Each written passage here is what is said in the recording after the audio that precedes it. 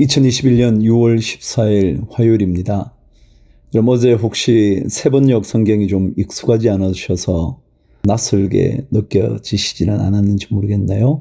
그렇지만 조금은 더 잘 이해할 수 있도록 번역을 해놓은 성경이 세번역입니다. 물론 많이 성경을 읽으신 분들에게는 이 성경이 조금은 어색하게 느껴지지만 오히려 처음 혹시라도 성경을 만나시는 분들에게는 이 성경이 굉장히 가깝게 느껴질지 몰라요. 그래서 그런 것 생각하시면서 한번 말씀을 세번역으로 한번 잘 들어보시죠. 또 성경을 사실 수 있다면 사보시죠. 그리고 이독이 끝나고 나면 삼독제는 다시 제가 개역 개정으로 또 넘어가도록 할게요. 자, 오늘은 요한복음서 6장 여러분과 함께 읽어가도록 하겠습니다. 그 뒤에 예수께서 갈릴리 바다 곧 디베라 바다 건너편으로 가시니 큰 무리가 예수를 따라갔다. 그것은 그들이 예수가 병자들을 고치신 표징들을 보았기 때문이다. 예수께서 산에 올라가서 제자들과 함께 앉으셨다. 마침 유대 사람의 명절인 유월절이 가까운 때였다. 예수께서 눈을 들어서 큰 무리가 자기에게로 모여드는 것을 보시고 빌립에게 말씀하셨다. 우리가 어디에서 빵을 사다가 이 사람들을 먹이겠느냐? 예수께서는 빌립을 시험해 보시고자 이렇게 말씀하신 것이었다. 예수께서는 자기가 하실 일을 잘 알고 계셨던 것이다. 빌립이 예수께 이렇게 대답하였다. 이 사람들에게 모두 조금씩이라도 먹게 하려면 빵 200데나리온 어치를 가지고서도 충분하지 못합니다. 제자 가운데 하나이며 시몬 베드로와 형제가 아닌 안드레가 예수께 말하였다. 여기에 보리빵 5개와 물고기 2마리를 가지고 있는 한 아이가 있습니다. 그러나 이렇게 많은 사람에게 그것이 무슨 소용이 있겠습니까? 예수께서는 사람들을 앉게 하여라 하고 말씀하셨다.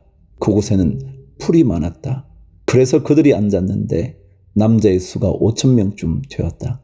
예수께서 빵을 들어서 감사를 드리신 다음에 앉은 사람들에게 나누어 주시고 물고기도 그와 같이 해서 그들이 원하는 대로 주셨다. 그들이 배불리 먹은 뒤에 예수께서 제자들에게 이렇게 말씀하셨다. 남은 부스러기를 다 모으고 조금도 버리지 말아라. 그래서 보리빵 5덩이에서 먹고 남은 부스러기를 모으니 12광주리에 가득 찼다. 사람들은 예수께서 행하신 표징을 보고 이분은 참으로 세상에 오시기로 된 그 예언자이다 하고 말하였다. 예수께서는 사람들이 와서 억지로 자기를 모셔다가 왕으로 삼으려고 한다는 것을 아시고 혼자 다시 산으로 물러가셨다. 16절. 날이 저물었을 때에 예수의 제자들은 바다로 내려가서 배를 타고 바다 건너편 가버나움으로 갔다. 이미 어두워졌는데도 예수께서는 아직 그들이 있는 곳으로 오시지 않았다. 그런데 큰 바람이 불고 물결이 사나워졌다. 제자들이 배를 저어서 10여리쯤 갔을 때였다. 그들은 예수께서 바다 위로 걸어서 배에 가까이 오시는 것을 보고 무서워하였다. 예수께서 그들에게 말씀하셨다. 나다. 두려워하지 말아라. 그래서 그들은 기꺼이 예수를 배 안으로 모셔드렸다. 배는 곧 그들이 가려던 땅에 이르렀다. 22절. 그 다음 날이었다. 바다 건너편에 서 있던 무리는 거기에 배 한 척만 있었다는 것과 예수께서는 제자들과 함께 그 배를 타지 않으셨고 제자들만 따로 떠나갔다는 것을 알았다. 그런데 디베랴에서 온 배 몇 척이 주님께서 감사 기도를 드리고 무리에게 빵을 먹으신 곳에 가까이 닿았다. 무리는 거기에 예수도 안 계시고 제자들도 없는 것을 알고서 배를 나누어 타고 예수를 찾아 가버나움으로 갔다. 그들은 바다 건너편에서 예수를 만나서 말하였다. 선생님, 언제 여기에 오셨습니까? 예수께서 그들에게 대답하셨다. 내가 진정으로 너희에게 말한다. 너희가 나를 찾는 것은 표징을 보았기 때문이 아니라 빵을 먹고 배가 불렀기 때문이다. 너희는 썩어 없어질 양식을 얻으려고 일하지 말고 영생에 이르도록 남아 있을 양식을 얻으려고 일하여라. 이 양식은 인자가 너희에게 줄 것이다. 아버지 하나님께서 인자를 인정하셨기 때문이다. 그들이 예수께 물었다. 우리가 무엇을 하여야 하나님의 일을 하는 것이 됩니까? 예수께서 그들에게 대답하셨다. 하나님께서 보내신 이를 믿는 것이 곧 하나님의 일이다. 그들은 다시 물었다. 우리에게 무슨 표징을 행하셔서 우리로 하여금 보고 당신을 믿게 하시겠습니까? 당신이 하시는 일이 무엇입니까? 그는 하늘에서 빵을 내려서 그들에게 먹게 하셨다 한 성경 말씀대로 우리 조상들은 광야에서 만나를 먹었습니다. 예수께서 그들에게 대답하셨다. 내가 진정으로 진정으로 너희에게 말한다. 하늘에서 너희에게 빵을 내려다 주신 이는 모세가 아니다. 하늘에서 참빵을 너희에게 주시는 분은 내 아버지시다. 하나님의 빵은 하늘에서 내려와 세상에 생명을 주는 것이다. 34절. 그들은 예수께 말하였다. 주님, 그 빵을 언제나 우리에게 주십시오. 예수께서 그들에게 말씀하셨다. 내가 생명의 빵이다. 내게로 오는 사람은 결코 줄이지 않을 것이요 나를 믿는 사람은 다시는 목마르지 않을 것이다. 그러나 내가 이미 말한 대로 너희는 나를 보고도 믿지 않는다. 아버지께서 내게 주시는 사람은 다 내게로 올 것이요 또 내게로 오는 사람은 내가 물리치지 않을 것이다. 그것은 내가 내 뜻을 행하려고 하늘에서 내려온 것이 아니라 나를 보내신 분의 뜻을 행하려고 왔기 때문이다. 나를 보내신 분의 뜻은 내게 주신 사람을 내가 한 사람도 잃어버리지 않고 마지막 날에 모두 살리는 일이다. 또한 아들을 보고 그를 믿는 사람은 누구든지 영생을 얻게 하시는 것이 내 아버지의 뜻이다. 나는 마지막 날에 그들을 살릴 것이다. 유대인들은 예수께서 내가 하늘에서 내려온 빵이다 하고 말씀하셨으므로 그분을 두고 수군거리며 말하였다. 이 사람은 요셉의 아들 예수가 아닌가? 그의 부모를 우리가 알지 않는가? 그런데 이 사람이 어떻게 하늘에서 내려왔다고 하는가? 그때 예수께서 그들에게 말씀하셨다. 서로 수군거리지 말아라. 나를 보내신 아버지께서 이끌어주지 아니하시면 아무도 내게 올 수가 없다. 나는 그 사람들을 마지막 날에 살릴 것이다. 예언서에 기록하기를 그들이 모두 하나님께 가르침을 받을 것이다 하였다. 아버지께 듣고 배운 사람은 다 내게로 온다. 이 말은 하나님께로부터 온 사람 외에 누가 아버지를 보았다는 것을 뜻하지 않는다. 하나님께로부터 온 사람만이 아버지를 보았다. 내가 진정으로 진정으로 너희에게 말한다. 믿는 사람은 영생을 가지고 있다. 나는 생명의 빵이다. 너희의 조상은 광야에서 만나를 먹었어도 죽었다. 그러나 하늘에서 내려오는 빵은 이러하니 누구든지 그것을 먹으면 죽지 않는다. 나는 하늘에서 내려온 살아있는 빵이다. 이 빵을 먹는 사람은 누구나 영원히 살 것이다. 내가 줄 빵은 나의 살이다.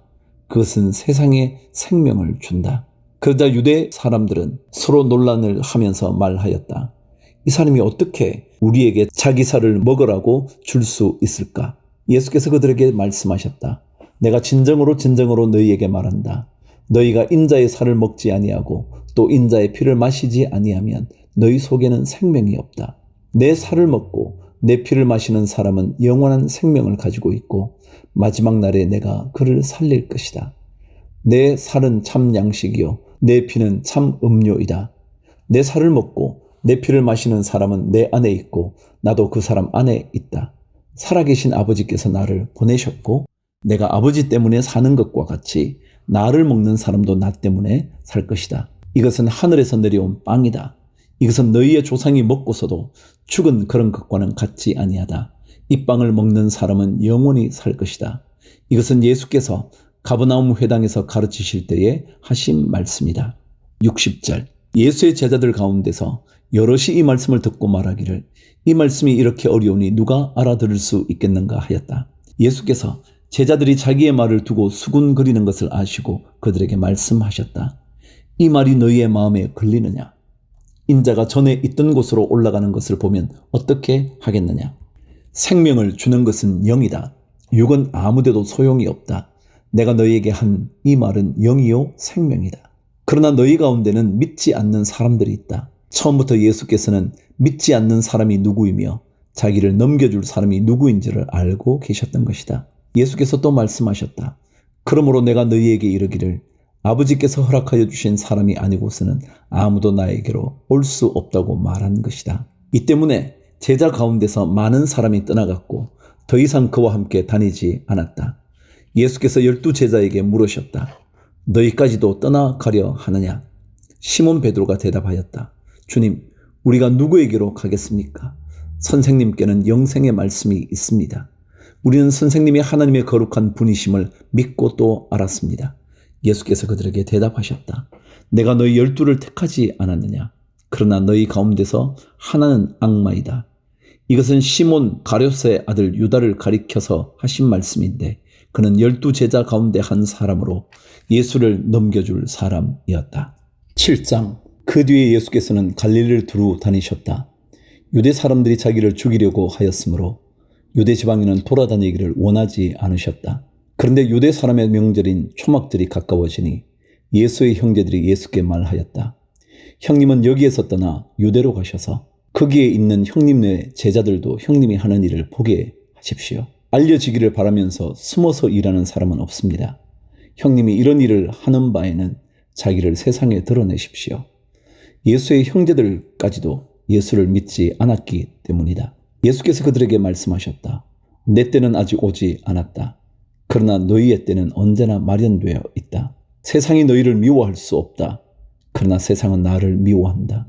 그것은 내가 세상을 보고서 그 하는 일들이 악하다고 증언하기 때문이다. 너희는 명절을 지키러 올라가거라. 나는 아직 내 때가 차지 않았으므로 이번 명절에는 올라가지 않겠다. 이렇게 그들에게 말씀하시고 예수께서는 갈릴리에 그냥 머물러 계셨다. 10절. 그러나 예수의 형제들이 명절을 지키러 올라간 뒤에 예수께서도 아무도 모르게 올라가셨다. 명절에 유대 사람들이 예수를 찾으면서 물었다. 그 사람이 어디에 있어? 무리 가운데에서는 예수를 두고 말들이 많았다. 들으는 그를 좋은 사람이라고 말하고 들으는 무리를 미혹하는 사람이라고 말하였다. 그러나 유대 사람들이 무서워서 예수에 대하여 드러내놓고 말하는 사람은 아무도 없었다. 명절이 중간에 접어들었을 즈음에 예수께서 성전에 올라가서 가르치셨다. 유대 사람들이 놀라서 말하였다. 이 사람은 배우지도 않았는데 어떻게 저런 학식을 갖추었을까? 예수께서 그들에게 대답하셨다. 나의 가르침은 내 것이 아니라 나를 보내신 분의 것이다. 하나님의 뜻을 따르려는 사람은 누구든지 이 가르침이 하나님에게서 난 것인지 내가 내 마음대로 말하는 것인지를 알 것이다. 자기 마음대로 말하는 사람은 자기의 영광을 구하지만 자기를 보내신 분의 영광을 구하는 사람은 진실하며 그 사람 속에는 불의가 없다. 모세가 너희에게 율법을 주지 않았느냐? 그런데 너희 가운데 그 율법을 지키는 사람은 한 사람도 없다. 어찌하여 너희가 나를 죽이려고 하느냐? 무리가 대답하였다. 당신은 귀신이 들렸소. 누가 당신을 죽이려고 한다는 말이요? 예수께서 그들에게 말씀하셨다. 내가 한 가지 일을 하였는데 너희는 모두 놀라고 있다. 모세가 너희에게 할례법을 주었다. 사실 할례는 모세에게서 비록된 것이 아니라 조상들에게 비롯한 것이다. 이 때문에 너희는 안식일에도 사람에게 할례를 준다. 모세의 율법을 어기지 않으려고 사람이 안식일에도 할례를 받는데 내가 안식일에 한 사람의 몸 전체를 성하게 해 주었다고 해서 너희가 어찌하여 나에게 분개하느냐? 겉모양으로 심판하지 말고 공정한 심판을 내리라. 25절.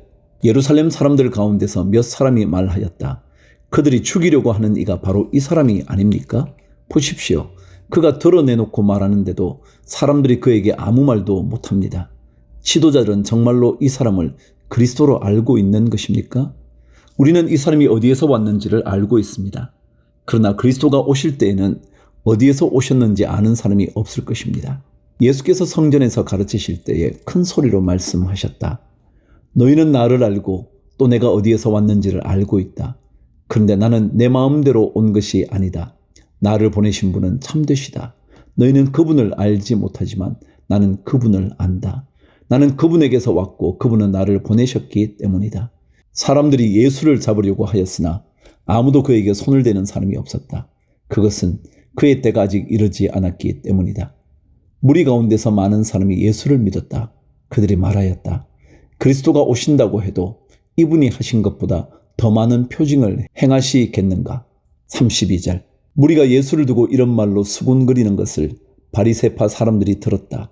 그래서 대제사장들과 바리새파 사람들은 예수를 잡으려고 성전 경비병을 보냈다. 예수께서 그들에게 말씀하셨다. 나는 잠시 동안 너희와 함께 있다가 나를 보내신 분께로 간다. 그러면 너희가 나를 찾아도 만나지 못할 것이요 내가 있는 곳에 너희가 올 수도 없을 것이다. 유대 사람들이 서로 말하였다. 이 사람이 어디로 가려고 하기에 자기를 만나지 못할 것이라고 하는가?